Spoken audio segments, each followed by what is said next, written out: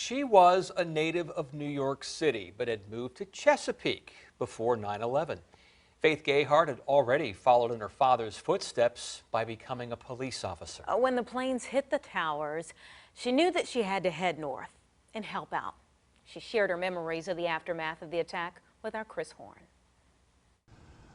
Faith Gayhart is a firefighter now, but back then she was a police officer. And she and about 10 other police officers went to Ground Zero on their own vacation time. The city also sent 45 firefighters. She says that whole day and the connection between the two cities for her is filled with memories, but also loss. It's my job to help save lives. I desperately wanted to go home to New York and help in any way I could. But when Faith Gayhart arrived there, it wasn't the hometown she had left. She was trudging through the remains of one of the world's iconic landmarks. Now it was scrap metal, rubble, and dust. She and other Chesapeake police officers were working with an officer from Manhattan's 6th Precinct. She said to all of us, "Look at your boots," and we all looked down and they were covered in ash. And at that moment, they realized their boots had the DNA of thousands of people who were killed. And that was a stunning reality. Gayhart says it looked like a war zone, like a bomb had gone off. And the southern end of Manhattan that she knew was beyond recognition. For her, it was an attack on the senses in another way, too. There was a smell that I will never forget. There was the smell of death, but also destruction. In the years since, Gayhart says a Chesapeake police officer who went there has had a heart transplant.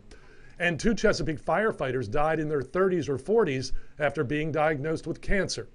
Exposure to Ground Zero was believed to be a factor in each case. They're gone because they felt the need to go give service and do what they could to help out the city that I love, the city that I grew up in, the city that's my everything. This beam lets visitors to Chesapeake City Park know of the legacy of local first responders. It is hard for me to see it. It's that's a piece of my home that should not be here. That piece of my home should still be at home.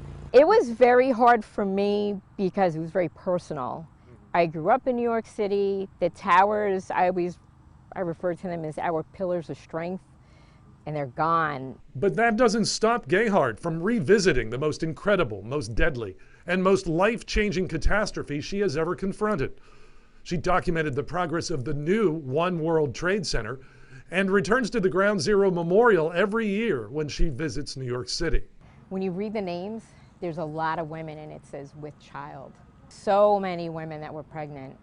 And she is passing along the legacy of 9/11 to those who were born after it.